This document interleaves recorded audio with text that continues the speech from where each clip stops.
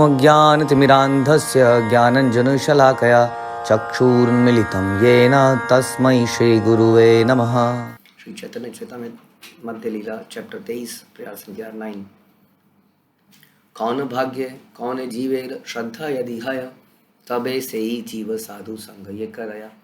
यदि सौभाग्यवश कोई जीव कृष्ण में श्रद्धा उत्पन्न कर लेता है तो वह भक्तों की संगति करना प्रारंभ कर देता है। यानी कि अगर हम भक्तों की संगति नहीं कर पा रहे हैं तो हमारे अंदर श्रद्धा नहीं है, ऐसा चैतन्य चरितामृत बता रही है। तो स्वाभाविक रूप से यदि हमें कृष्ण में श्रद्धा होती है, जैसा हम डिस्कस कर रहे थे, तो हमें कृष्ण के भक्तों में श्रद्धा होती है, कृष्ण के नाम में श्रद्धा होती है, उनके प्रसाद में श्रद्धा होती है, उनके धाम में श्रद्धा होती है। तो सौभाग्य है अगर किसी जीव का, तो इस प्रकार वो वह भक्तों की संगति करना प्रारंभ कर देता है। जैसा हम सुनते हैं भक्ति के चरण में कि भक्ति स्टार्ट होती है श्रद्धा से और फिर हम साधु संग करते हैं। साधु संग मतलब भक्तों का संग, और साधु संग में ही हम भजन क्रिया कर पाते हैं। तो ये यहाँ पर बता रहे हैं, साधु संग हईते हय श्रवण कीर्तन साधन भक्त हय सर्वानर्थ निर्वर्तन।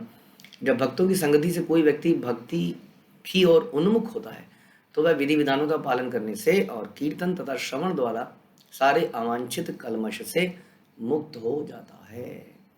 तो इसे बता रहे हैं कि भक्तों की संगति में हमें करना क्या है।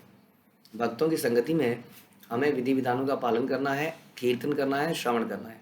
यदि हम ऐसा करेंगे तो जितने भी अनर्थ हमारे हृदय में हैं, गंदगियां हैं, समाप्त हो जाएंगी। हमारे अपने बल से हम इसको साफ नहीं कर पाएंगे। जैसे कपड़ों को तो हम वॉशिंग पाउडर में डाल के साफ कर देते हैं, लेकिन मन को ऐसे साफ करना पॉसिबल नहीं है।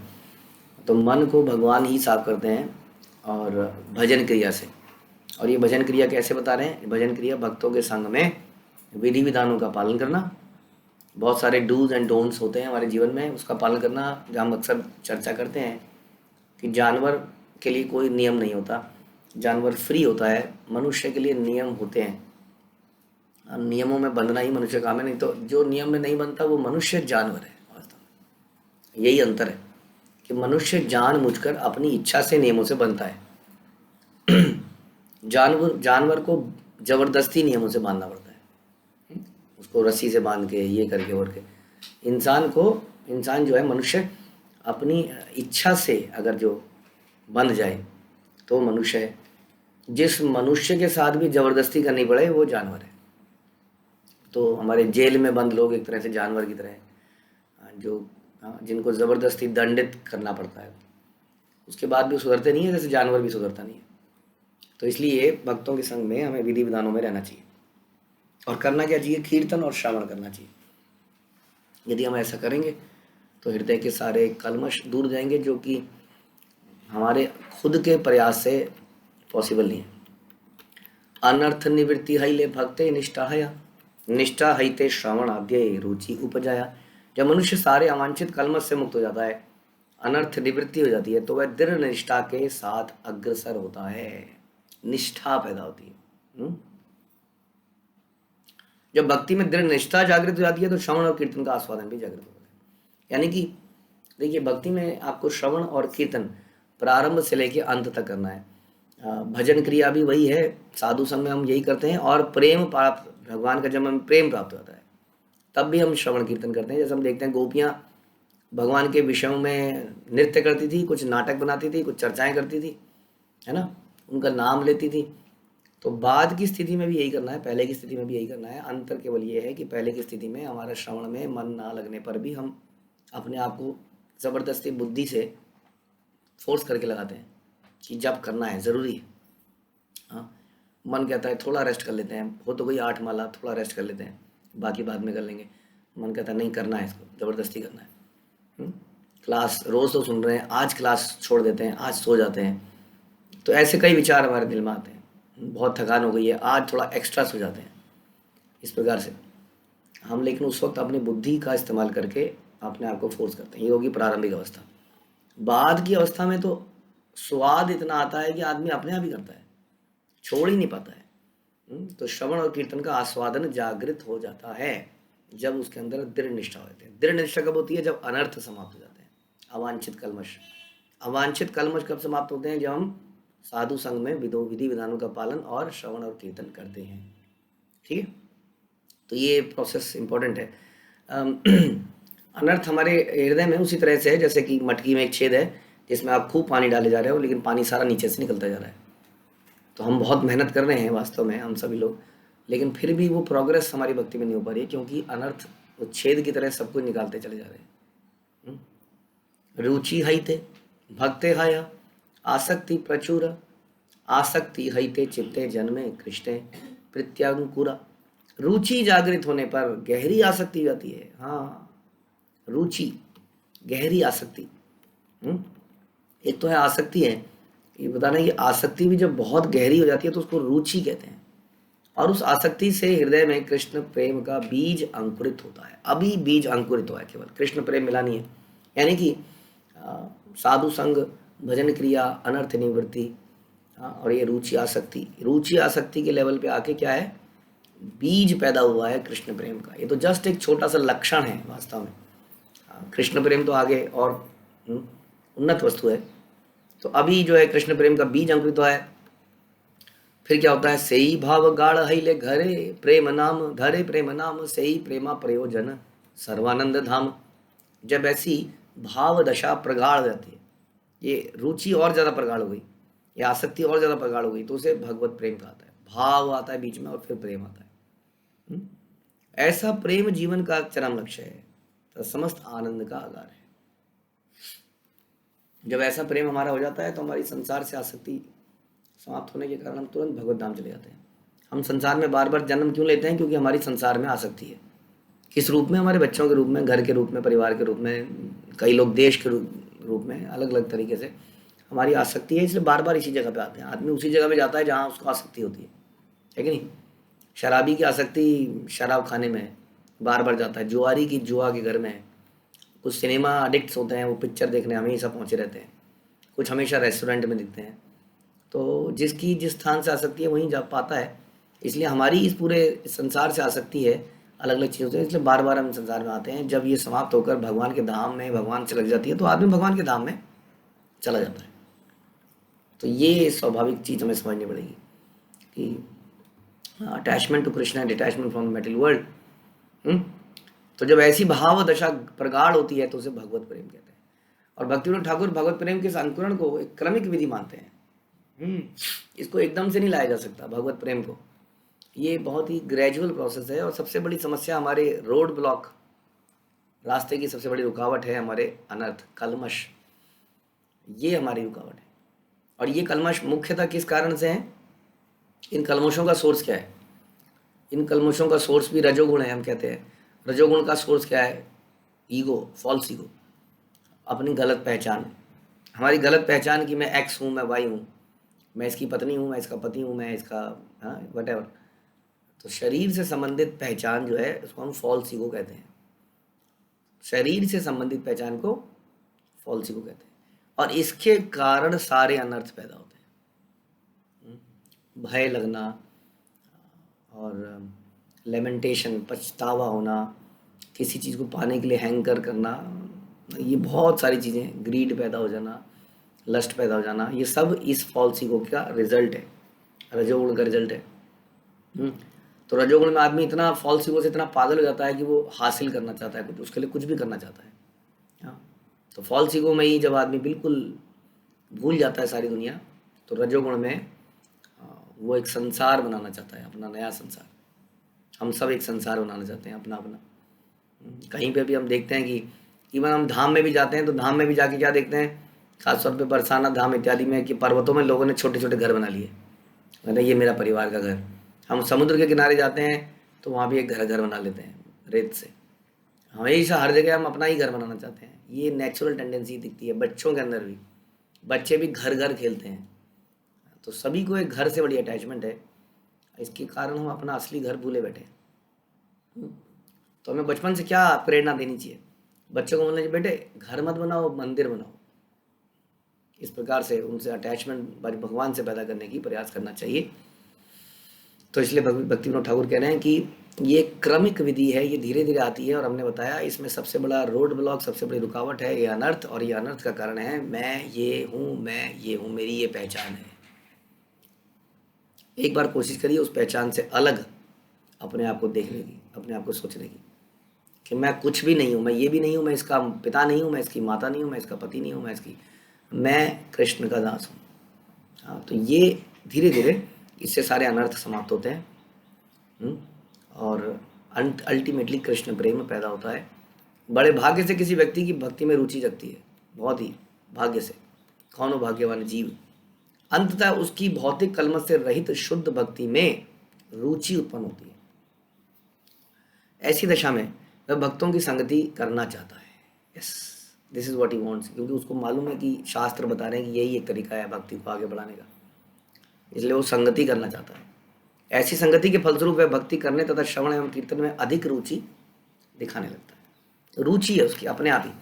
ऐसा नहीं है कि सवेरे के 7 बजे हैं और वो बेड में लेट के लेक्चर सुन रहा है, फॉर एग्जाम्पल।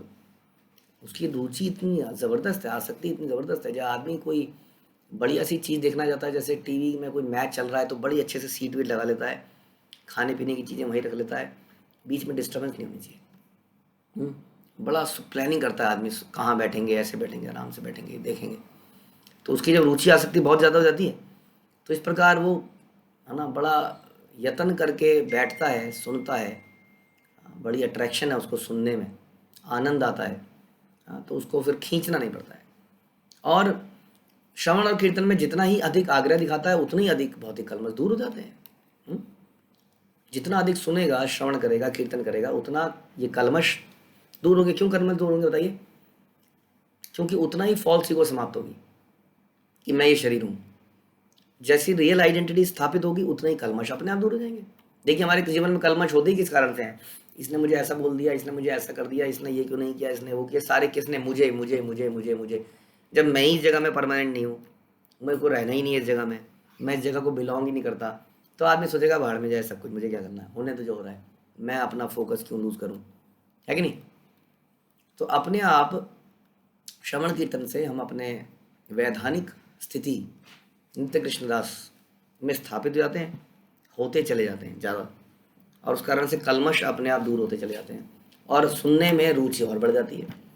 उस बड़ी भी रुचि से और ज़्यादा कलमश दूर होते हैं। इस प्रकार भक्ति तेजी से बढ़ने लगती है। भौतिक कलमश से मुक्ति को अनर्थ निवृत्ति कहते हैं, अर्थात अवांछित बातें कम होती चली जाती हैं, घटती चली जाती है हमारे जीवन से।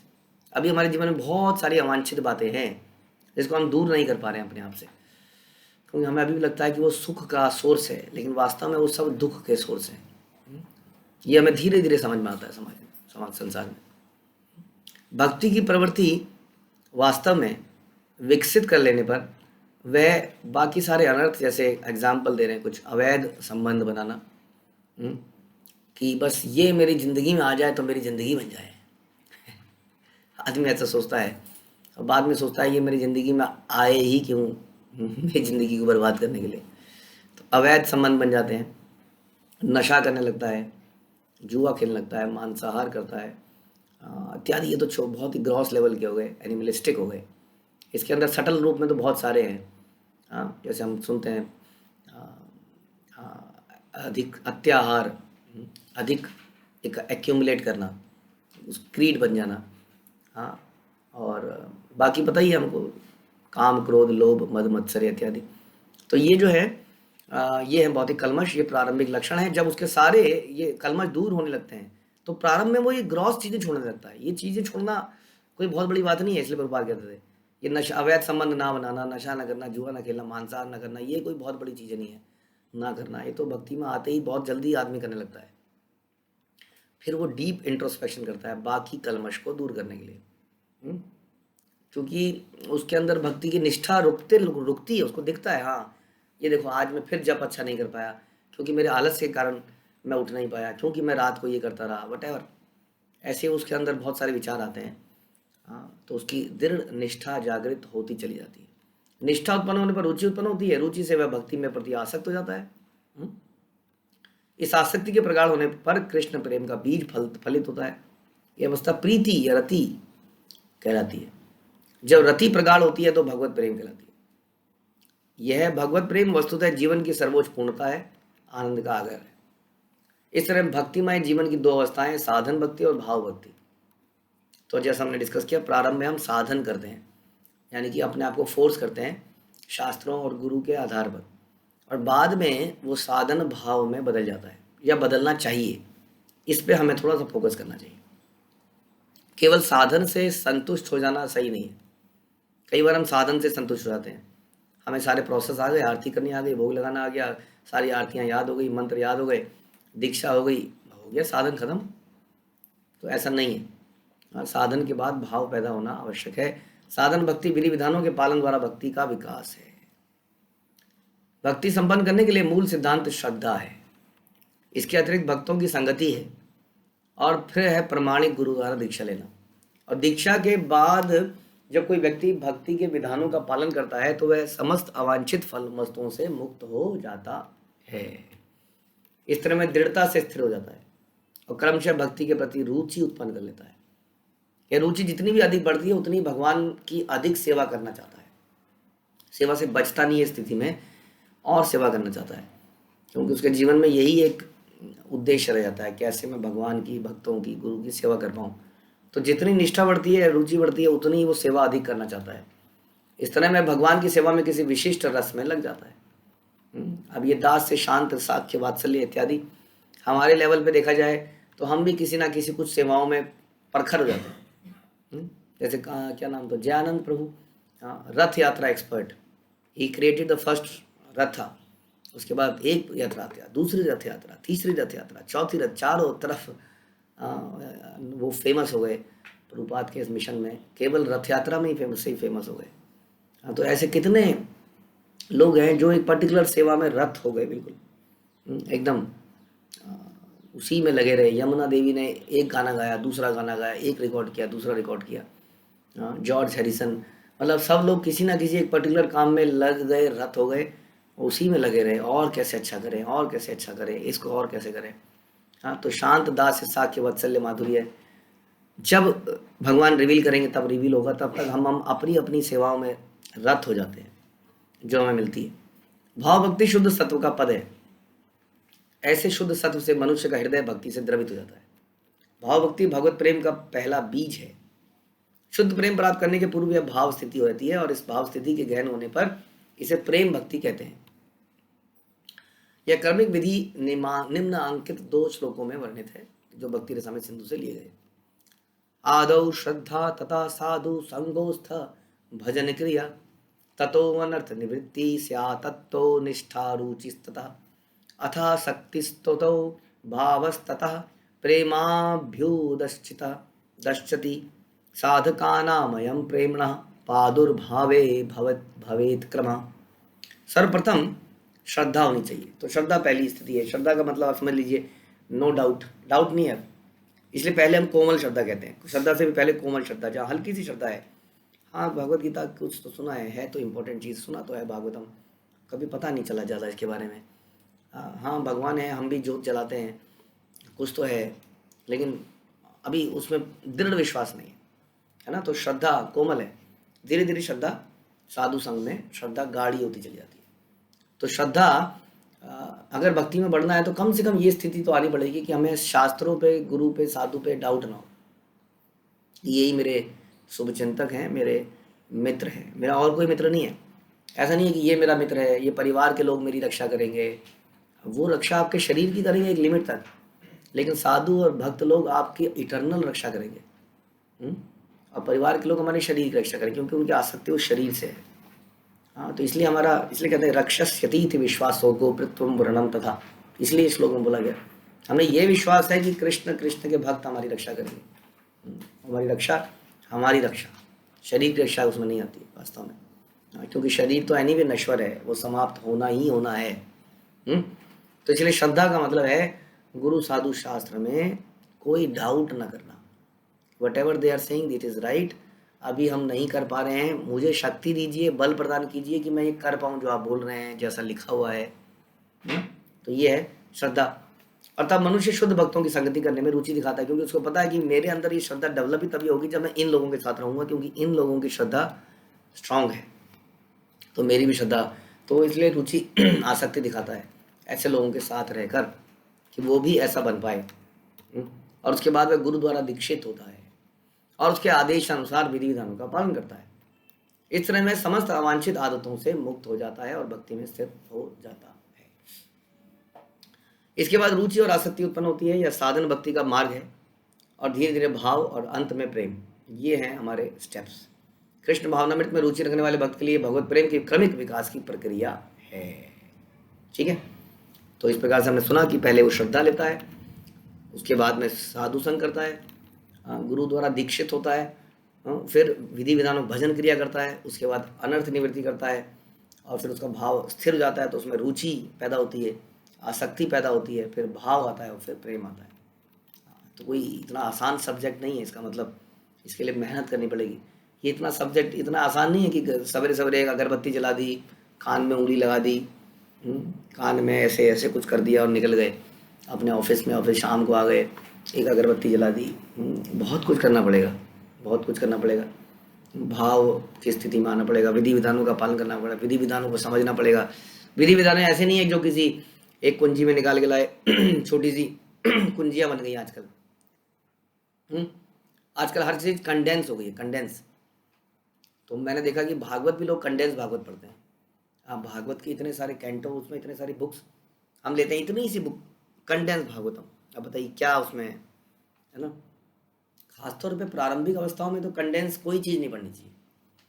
कंडेंस तो बाद में रिवीजन करने के लिए किसी के लिए हो सकती है, हाँ, बट पहली स्थिति में तो हमें हर चीज़ को डिटेल में पढ़ना है। छोटी छोटी कुंजियों से काम नहीं चलेगा। इसकी कथा, उसकी कथा, हाँ, उसमें कुछ नियम बताए गए, उन नियमों का पालन।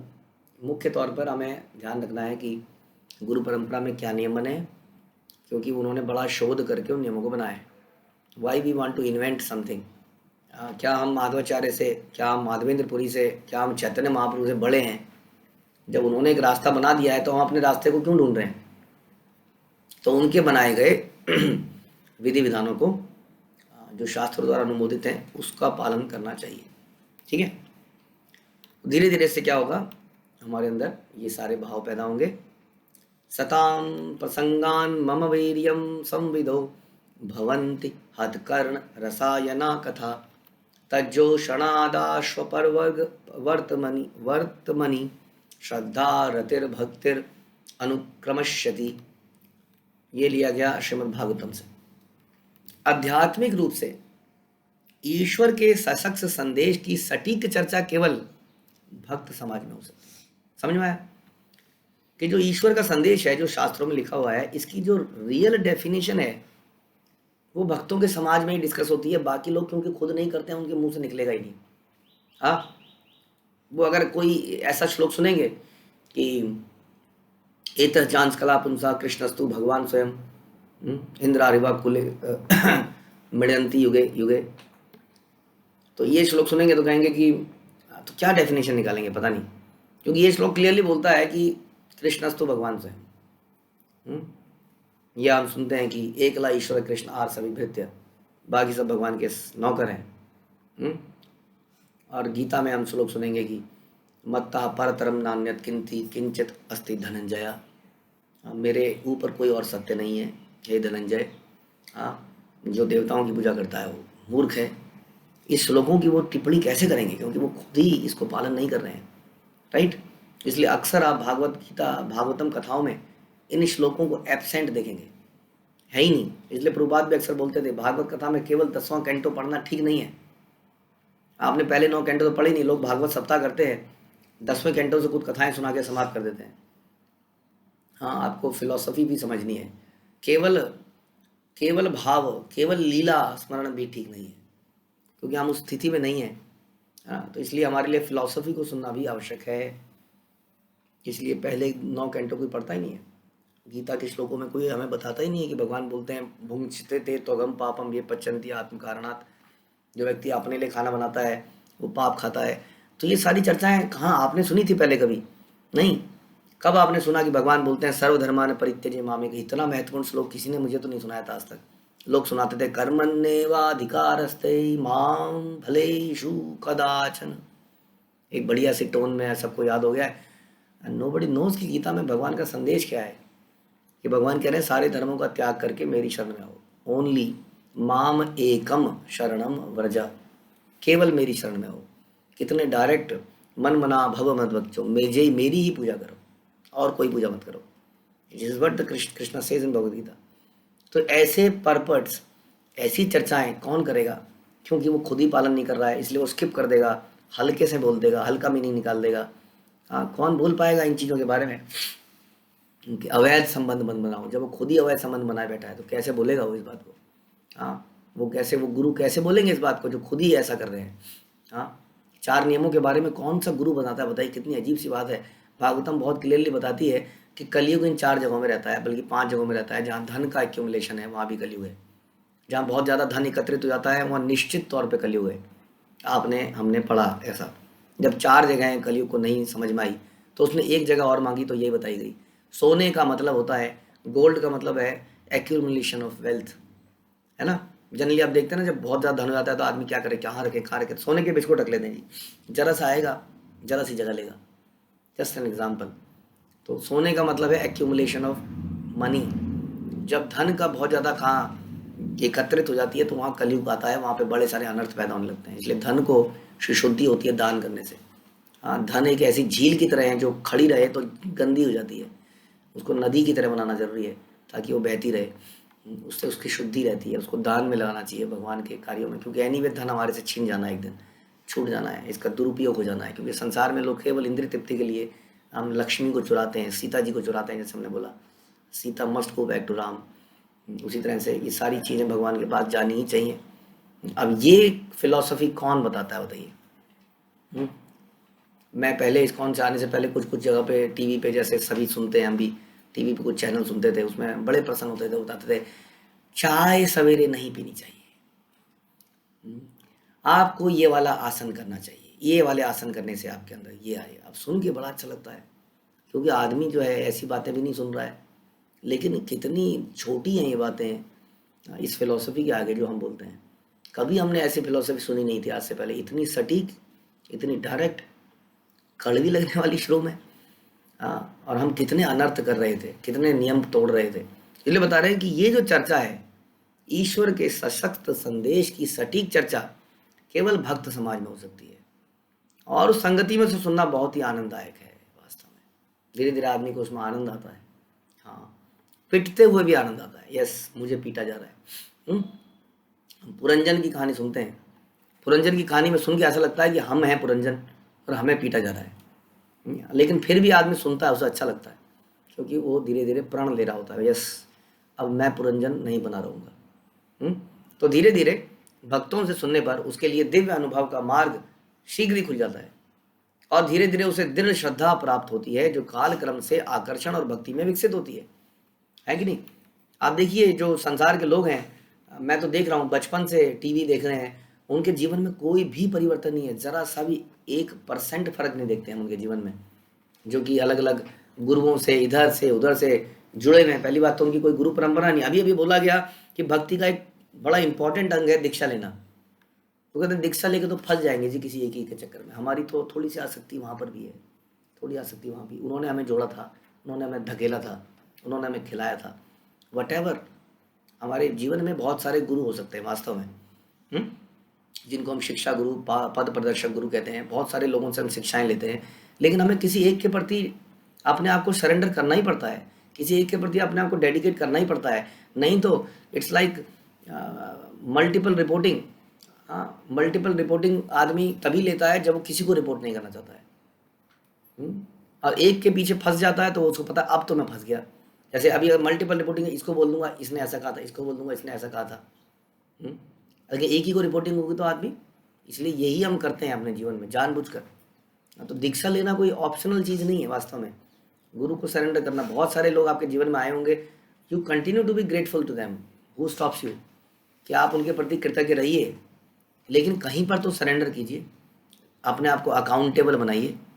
तो इस प्रकार से ये सारी चीज़ें ना होने के कारण लोगों में बहुत सालों तक इधर उधर लेक्चर सुनते रहते हैं, लेकिन एक्चुअली में कुछ कर नहीं पाते हैं, कुछ परिवर्तन नहीं आ पाता है। कोई जीवन वैसे ही चल रहा है, उनके बच्चे भी वैसे ही हैं। लेकिन हम देखते हैं जब इस परंपरा में आने के बाद एकदम से जीवन में यू टर्न आ जाता है ज़बरदस्त। जो इसको टच करता है वो बदलता चला जाता है। तो यही बता रहे हैं कि भक्तों के संग में जब आप सुनेंगे तो सटीक चर्चा मिलेगी, और उसमें आपको धीरे धीरे आनंद आने लगेगा। लेकिन जिसके पास अभी इतनी सुकृति नहीं है, वो सुन के भाग लेगा, बाप रे बाप, भागो से यहाँ से। ऐसा होता है कोई बार, कोई ऐसे लोग लेक्चर में आ जाते हैं ज़बरदस्ती किसी के बुलाने पर। हाँ, तो एक दो लेक्चर के बाद भाग लेते हैं, क्योंकि उन्हें लगता है ये तो दिस टू मच। यहाँ हृदय भावंकुरहया ताहाँ ते ए तक चिन्ह सर्वशास्त्र काया। यदि किसी के हृदय में वास्तव में दिव्य भाव का बीज रहता है तो वह उसके कर्मों में परिलक्षित होगा। सभी शास्त्रों का ये निर्णय है। यदि दिव्य भाव का बीज है तो दिखने लगेगा उसके कामों में, उसकी उसकी उसकी एक्टिविटीज़ में, उसकी इच्छाएं बदल जाएंगी, उसकी प्रायोरिटीज़ लाइफ में बदल जाएंगी। ऐसा कभी नहीं होगा टाइम नहीं मिला, भूल गया, क्योंकि उसका दिव्य भाव का बीज पैदा हो गया है। कैसे भूलेगा वो? उसके जीवन का पर्पस ही वही हो गया है। तो उसके कर्मों से वो दिखने लग जाएगा। ये शास्त्रों का निर्णय है। शांतिरव्यर्थ कालत्वम विरक्तिर्मान शून्यता आशा बंधा समुत्कंठा नाम गाने सदा रुचि आसक्तिस्तद गुणाख्याने प्रीतिस्तद्वसति स्थले इत्यादयो अनुभावा स्यूर्जात भावांकुरे जने। जब कृष्ण के लिए भाव रूपी बीज का अंकुरण होता है, भाव पैदा होता है, भाव मतलब बहुत ऊंची स्थिति हो गई, हाँ, प्रेम से पहले, तब मनुष्य के स्वभाव में 9 लक्षण प्रकट होते हैं। कौन से? क्षमाशीलता, क्षमा करना। जिसके अंदर ये भाव पैदा नहीं है वो लोगों को क्षमा नहीं कर पाएगा। हाँ, वो हमेशा इसने मेरे साथ ऐसा किया था, जिंदगी भर भूलूंगा नहीं, भूलने नहीं दूंगा अपने आप को। कई लोग जानबूझ के याद करते हैं कि इसने मेरे साथ क्या बुरा किया था, ताकि वो नफरत जलती रहे, क्योंकि उस अग्नि से थोड़ी सिकाई सी होती है, ऐसा लगता है अंदर। और सिकाई में धीरे धीरे सारे अंग जल जाते हैं। तो क्षमाशीलता ये 9 लक्षणों में से एक पहला लक्षण है जो एक भक्त के अंदर होते हैं। जो भक्त क्षमाशील नहीं है, इसका मतलब उसके अंदर भी भाव पैदा ही नहीं हुआ है। वो अंदर बैठा हुआ है, रखा हुआ है, उसने बहुत कुछ रखा हुआ है अंदर से। हाँ, चुप हूँ मैं बहुत दिनों से, जिस दिन फटूंगा ना तो सबको फाड़ दूंगा। वो क्या फाड़ेगा, खुद ही फट जाएगा, मिस्टर फ्रॉग की तरह। तो कई लोग ऐसा भी कहते हैं, मैं शांत हूँ बहुत दिनों से, बहुत चीज़ें दबा रखी है मैंने। तो इसका मतलब उसके अंदर भाव पैदा नहीं हुआ है। तो समय को व्यर्थ ना गंवाने के प्रति सतर्कता, 9 लक्षण, केवल 9 लक्षण। जब कृष्ण के लिए भाव पैदा हो जाए तो ऐसा हमें भाव पैदा करने के लिए ऐसा बनना पड़ेगा। समय को व्यर्थ ना गंवाने के लिए सतर्कता। जरा सभी एक्स्ट्रा सो जाते हैं तो ग्लानि होना, oh what is this, I wasted my time. थोड़ी देर बैठे रहे, ही हाँ हाँ होती रही, बड़ा अफसोस हुआ, ये मैंने क्या कर दिया यार, क्या किया मैंने। आदमी देखता है आज मैंने पूरे दिन में क्या किया, मैंने क्या क्या सेवाएं करी, क्या मैं अपने दिन को यूटिलाइज कर पाया कृष्ण की सेवा में। जिन्होंने मुझे 24 घंटे दिए, क्या मैं उनकी सेवा में 24 घंटे लगा पाया, या मैं कुछ अपना ही करता रहा, आईने को तोड़ता रहा, आईने के सामने फैशन शो करता रहा। तो उस पर स्टेज में जाके तो हम लोग फैशन शो नहीं करते हैं, लेकिन अपने अपने कमरों में हम शीशे के आगे चलते हैं, हम लोग आगे पीछे थोड़ा सा, आगे पीछे टेढ़ा मेढ़ा होकर, तो शीशे को तोड़ते हैं। कितना समय हमने शीशे को तोड़ने में लगाया, कितना शरीर को सुंदर बनाने में लगाया। तो समय को व्यर्थ ना गंवाने के प्रति सतर्कता, ध्यान रखता है, this time is for Krishna, क्योंकि उन्हीं का दिया हुआ है ना। एक झटके में वो कहेंगे ओके बंद करो mister, your time ends now, खटक, आदमी समाप्त। वो टाइम उन्हीं को, उन्होंने दिया हुआ है, एक सेकंड दिया हुआ है। तो उसको व्यर्थ ना गंवाने के प्रति सतर्कता होना भाव का एक लक्षण है। विरक्ति, हाँ, अब भाव पैदा, आप कह रहे मेरे अंदर बहुत भाव है प्रभु जी, आप जानते नहीं हैं क्या भाव है। दिन भर आप इंद्रिय तृप्ति की विचार करते रहते, यहाँ तो भाव का एक लक्षण है विरक्ति। उसको किसी चीज़ से आप अट्रैक्ट नहीं कर सकते। आप बोलोगे ये मैं आपके लिए ये लाया हूँ, ये मैं आपके लिए ये लाया हूँ, ये देखिए ये है, ये देखिए ये है, कोई सामान है, कोई वस्तु है, उनको आप आसक्त नहीं कर सकते किसी चीज़ से। वो हर चीज़ को भगवान की सेवा में लगाने में लग जाते हैं, लेकिन किसी चीज़ के ना होने पर भी वो प्रसन्न रहते हैं, क्योंकि उन्हें आसक्ति नहीं है किसी चीज़ से, विरक्ति है। वो ऐसा नहीं कहते भगवान आपकी अपनी सेवा के लिए थोड़ा सा धन दे दीजिए भगवान, ताकि आपकी अच्छे से सेवा कर पाऊँ। उन्हें किसी चीज़ से आसक्ति नहीं, जो कृष्ण ने दिया है उसी से वो करते हैं। भगवान मेरे को गला नहीं दिया, ये लोग कितना अच्छा गाते हैं, मैं भी गाता तो मज़ा आता कुछ, वो कहता है भगवान बहुत अच्छा किया गला नहीं दिया, नहीं तो मेरे अंदर भी अहंकार आया था। वट जो भी भगवान ने दिया है उसी में, क्योंकि उसको किसी चीज़ से आसक्ति नहीं है, विरक्ति है उसके हृदय में हर चीज़ से, क्योंकि उसकी आसक्ति कृष्ण में है, किसी जगह से, किसी वस्तु से।